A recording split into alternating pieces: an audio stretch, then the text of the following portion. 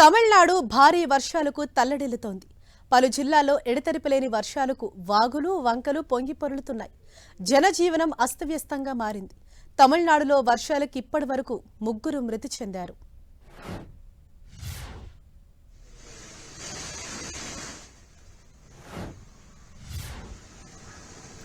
కన్యాకుమారి, తిరునల్వేలి, తూత్తుకుడి, టెన్కాసి జిల్లాలో దారుణమైన పరిస్థితులున్నాయి. కాలనీలు, రోడ్లు, బ్రిడ్జిలు ఇలా ఎక్కడ చూసినా వరద నీరే నిండిపోయింది. ఇళ్లల్లోకి నీళ్లు చేరాయి. మోకాలిలోతు నీళ్లలోనే ప్రజలు బిక్కుబిక్కుమంటూ బతుకుతున్నారు. కాలనీలన్నీ జలాశయాల్లా మారిపోయాయంటే అక్కడ పరిస్థితి ఎలా ఉందో అర్థం చేసుకోవచ్చు.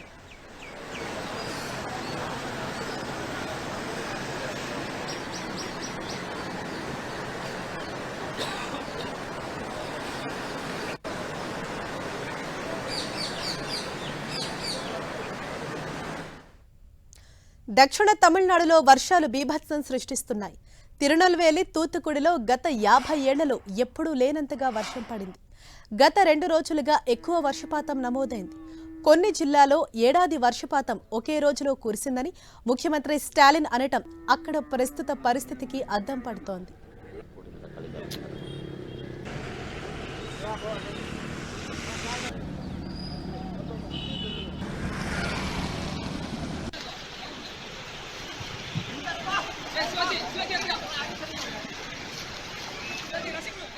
వర్షాలపై ఎప్పటికప్పుడు ముఖ్యమంత్రి స్టాలిన్ సమీక్ష చేస్తున్నారు.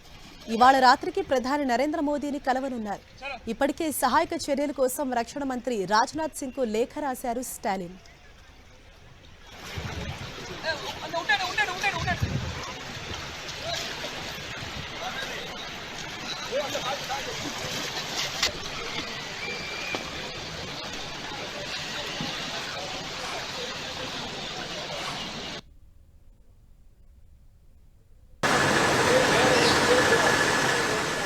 మరోవైపు ఆర్మీ కూడా రంగంలోకి దిగింది. వాయుసేన హెలికాప్టర్ల ద్వారా భారీ వర్షాలు కురిసిన జిల్లాలో సహాయక చర్యలు చేపట్టింది. దాదాపుగా 7,500 మంది ఇళ్లను వదిలి శిబిరాల్లో తలదాచుకుంటున్నారు. 12,000 మందిని రెస్క్యూ టీం సురక్షిత ప్రాంతాలకు తరలించింది.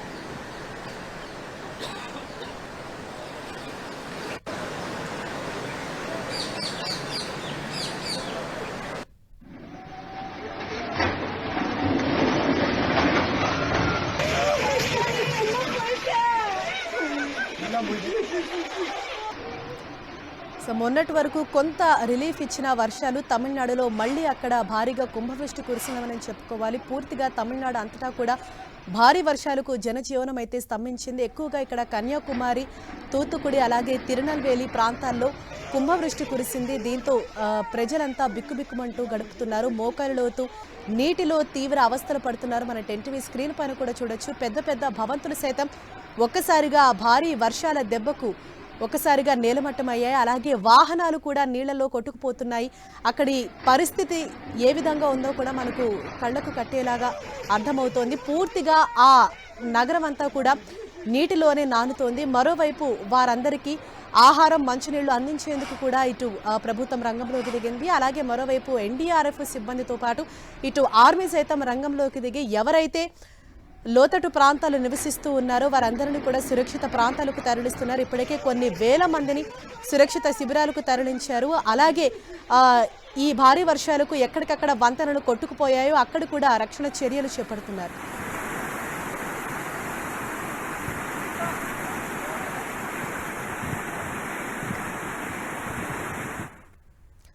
తమిళనాడులో ఇప్పటికీ పలు జిల్లాల్లో భారీ వర్షం కురుస్తోంది. అక్కడ నెలకొన్న తాజా పరిస్థితిని వివరించేందుకు మా ప్రతినిధి మురళి మనకు అందుబాటులో ఉన్నారు. మురళి, మొన్నటి వరకు కొంత శాంతించినట్లు భావించినప్పటికీ ఇప్పుడు మళ్లీ కూడా భారీ వర్షాలు కురుస్తున్నాయి తమిళనాడులో. ఎక్కువగా ఏ జిల్లాలో ఈ వర్షాలకు ఎక్కువ ప్రభావితం అవుతున్నాయి? అక్కడ నెలకొన్న పరిస్థితి ఏ విధంగా ఉంది?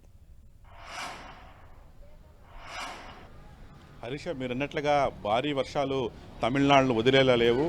సరిగ్గా 10 రోజుల క్రితమే దక్షిణ ఏదైతే ఉందో ఆ ప్రాంతాన్ని అంతా కూడా భారీ వర్షాలు ఏదైతే ఉందో మిచోంగ్ తుఫాను అతలాకుతలం చేసిన సంగతి తెలిసిందే. ఆ భారీ వర్షాల నుంచి ఇంకా తమిళనాడు తేరుకోకముందే మరోవైపు బంగాళాఖాతంను ఆనుకుని ఉన్న దక్షిణ తమిళనాడు మొత్తం కూడా గడిచిన 4 రోజులుగా వర్ష బీభత్సం సృష్టిస్తోంది. ప్రధానంగా బంగాళాఖాతం తీరం వెంబడి ఆనుకుని ఉన్న తూత్తుకుడి, తిరునల్వేలి, అట్లాగే కన్యాకుమారి, తెన్కాసి ఈ 4 జిల్లాలు భారీ వర్షాలకు అతలాకుతలం అయిపోయిందనే చెప్పక తప్పదు. దాదాపు తూత్తుకుడిలో అయితే ఏకంగా రైల్వే స్టేషన్ పూర్తిగా నీట మునిగిపోయింది. రైల్వే స్టేషన్లోనే దాదాపు 800 మంది ప్రయాణికులు స్టేషన్లో చిక్కుకుపోయి ఉన్నారు. మనుషులు అక్కడికి వెళ్ళి సహాయం చేయడానికి కూడా ఏమాత్రం సాధ్యం కాని రీతిలో భారీ వర్షాలు ఆ ప్రాంతంలో కురుస్తూ ఉన్నాయి. మరోవైపు ఇప్పటికే హెలికాప్టర్లు రంగంలోకి దిగాయి. ఇక ఎన్డీఆర్ఎఫ్ బలగాలు సైతం సహాయ కార్యక్రమాల్లో పాల్గొంటున్నారు. స్వయంగా ముఖ్యమంత్రి స్టాలిన్ ఆ ప్రాంతానికి వెళ్ళి సహాయ కార్యక్రమాలు పర్యవేక్షిస్తున్నారు. ఇప్పటి వరకు కూడా గడిచిన 24 గంటల్లో దాదాపు 12,500 మందిని సురక్షిత ప్రాంతాలకు తరలించ జరిగింది. దాదాపు ప్రతి కుటుంబానికి కూడా 6,000 రూపాయలు తక్షణ సాయం అందిస్తున్నట్టుగా స్వయంగా సీఎం స్టాలిన్ ప్రకటించిన తక్షణ సాయంగా 20,000 కోట్ల రూపాయల నిధులను కూడా విడుదల చేశారు. మరోవైపు రాష్ట్ర గవర్నర్ రాజా సైతం ఎప్పటికప్పుడు పరిస్థితిని సమీక్షిస్తూ ఉన్నారు. మొత్తం అన్ని విభాగాలు కూడా ఈ పునరావాస కార్యక్రమాల్లో పాల్గొనాలని ఇటు సీఎం అటు గవర్నర్ కూడా ఆదేశించడం జరిగింది. మొత్తంగా ఇప్పటికి కూడా వర్ష బీభత్సం అక్కడ కొనసాగుతున్నది. ఎంత దారుణం అంటే గడిచిన 24 గంటల్లో కొన్ని ప్రాంతాల్లో 900 మిల్లీమీటర్ల వర్షపాతం నమోదైందంటే అక్కడ వర్షం ఏ స్థాయిలో కురిసిందో ఇట్టే అర్థం చేసుకోవచ్చు. ప్రధానంగా తిరునల్వేలి, తెన్కాసి, కన్యాకుమారి, తూత్తుకుడి ఈ 4 జిల్లాల్లో అయితే వర్ష బీభత్సం సృష్టిస్తోంది.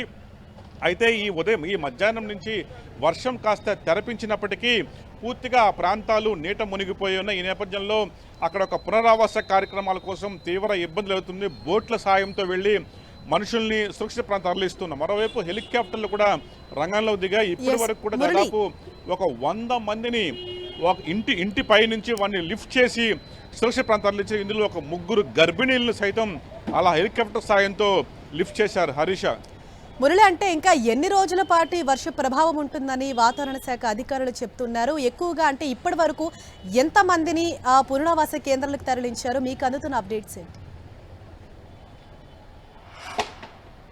హరీష, వర్షం అయితే దాదాపుగా ఆగిపోయిన పరిస్థితి ఉంది. తాజాగా ఇప్పుడే మనకు అందుతున్న సమాచారం ప్రకారం అయితే మరో 24 గంటల వరకు అక్కడక్కడ మినహా భారీ వర్షాలు కురిసే అవకాశం లేదు. కానీ గడిచిన 48 గంటలుగా వర్షం మిగిల్చిన కష్టం నుంచి మాత్రం మరో 5-6 రోజులకు అయితే కానీ తేరుకునే పరిస్థితి అయితే ఏమాత్రం కనిపించట్లేదు.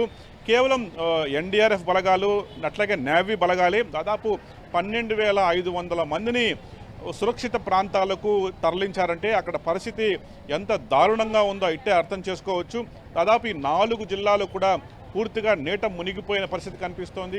ఇప్పటికే అక్కడ ప్రభుత్వ స్కూళ్ళు, కళాశాలలకు అట్లాగే అనేక సంస్థలకు కూడా సెలవు ప్రకటించారు. దాదాపు అన్ని విభాగాలు కూడా సహాయ పునరావాస కార్యక్రమాల్లో పాల్గొంటారు. ఏకంగా తిరునల్వేలిలోని వైకుంఠం అనే రైల్వే స్టేషన్ అయితే దాదాపు పూర్తిగా మునిగిపోయి ఉన్నాయి.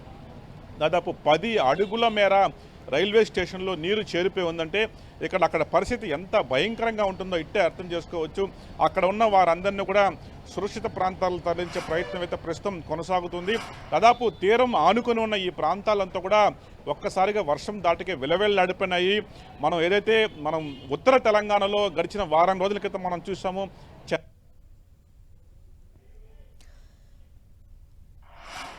రైట్ మురళి, మళ్ళీ మీతో మాట్లాడే ప్రయత్నం చేస్తాను. ఇది ప్రస్తుతానికైతే ఎస్ మురళి, చెప్పండి. మురళి, అలాగే ఇప్పటికే చాలా మంది ఇంకా ఎవరైతే వరదలో చిక్కుకొని ఉన్నారో వారందరికీ ఆహారం విషయంలో ఎటువంటి జాగ్రత్తలు తీసుకుంటున్నారు? అంటే అందరికీ ఇప్పటికే పంపిణీ చేస్తూ ఉన్నారు అనేక ప్రాంతాలు. అయితే అక్కడ నెలకొన్న పరిస్థితి ఏ విధంగా ఉంది? దాదాపు 20,000 ఫుడ్ ప్యాకెట్స్ను నిన్నటి నుంచి ఇప్పటి వరకు పంపిణీ చేయడం జరిగింది. ఫుడ్ ప్యాకెట్ల పంపిణీలో హెలికాప్టర్లు సాయం తీసుకుంటున్నారు. ఎవరైతే నీట మునిగిపోయిన గ్రామాలందరూ కూడా ఇళ్ల మిద్దెపైకి చేరుకుంటున్నారు. మిద్దెపైకి చేరుకున్న వారందరికీ కూడా హెలికాప్టర్ల సాయంతో ఆహార పొట్లాలు అందజేసే కార్యక్రమం ప్రస్తుతం అక్కడ కొనసాగుతుంది. అట్లాగే మనుషుల్ని లిఫ్ట్ చేసే కార్యక్రమం కూడా ప్రస్తుతం చురుగ్గా కొనసాగుతోంది. ఈ ఉదయం నుంచి ఈ క్షణం వరకు దాదాపు 46 మందిని హెలికాప్టర్ల సాయంతో లిఫ్ట్ చేయడం జరిగింది. ఈ 46 మందిలో 3 గర్భిణీలు కూడా ఉన్నారు. వారిని ప్రత్యేకంగా ఒక ఉయ్యాల లాంటి తయారు చేసి మరి వాడిని కూర్చోబెట్టి వారిని ఒక్కసారిగా ఆకాశంలో నుంచి వారిని లిఫ్ట్ చేసే కార్యక్రమం ప్రస్తుతం ఇవాళంతా కూడా తిరునల్వేలి జిల్లాలో కొనసాగింది. దాదాపు అంటే వర్షం ఏ స్థాయిలో బీభత్సం సృష్టిస్తుందో అక్కడ కనిపిస్తున్న దృశ్యాలే మనకు చాలా స్పష్టంగా కనిపిస్తుంది. మొత్తంగా ఈ రెస్క్యూ ఆపరేషన్ మరో 48 గంటల వరకు కొనసాగే అవకాశం ఉంది. అయితే ఆ ప్రాంతం సాధారణ స్థితికి రావడానికి మరో 3 రోజులు పడుతుందని ప్రాథమికంగా అంచనా వేస్తున్నారు. స్వయంగా సీఎం స్టాలిన్ సైతం కేంద్రం నుంచి భారీ సాయాన్ని అభ్యర్థిస్తున్నారు. అటువైపు ఉత్తర తమిళనాడు, ఇటువైపు దక్షిణ తమిళనాడు, మొత్తం ఈ రెండు ఆనుకొని ఉన్న తీరం ఆనుకొని ఉన్న ఈ రెండు ప్రాంతాల జిల్లాలైతే ఈ వర్షం దాటికి వరుసగా కురిసిన తుఫాన్ దాటికి పూర్తిగా అతలాకుతలమైపోయి ఈ నేపథ్యంలో తమిళనాడును తక్షణం ఆదుకోవాలని చెప్పి సీఎం స్టాలిన్ అయితే స్వయంగా ప్రధాని నరేంద్ర మోడీని కోరుతున్న పరిస్థితి తమిళనాడులో కనిపిస్తోంది. Harish. Right, thank you Murali.